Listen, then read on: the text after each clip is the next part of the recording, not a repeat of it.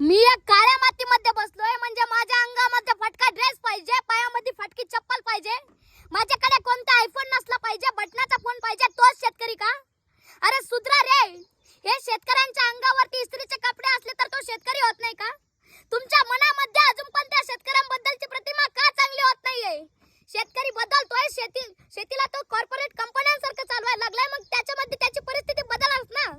त्याची परिस्थिती बदलली तर मग काही लोकांच्या पोटामध्ये पुडसूळ का उठतो मला समजत नाही. काल एक झाकणझुला म्हणत होतं की शेतकरी असल्यावर आयफोन असतो का?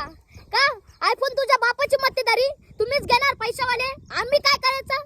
आम्ही पण कमवतो ना, आम्ही पण या शेतीला कॉर्पोरेट कंपन्यांसारखं चालवायला लागलोय. माझ्याकडे 2 एकरची मोसंबीची बाग आहे, त्याच्यामधून मला उत्पन्न मिळणारच ना, पैसे भेटणारच ना. मग मी त्याच्यामधून माझ्यावरती खर्च करू शकत नाही का? मी इस्त्रीचे कपडे घालू शकत नाही का?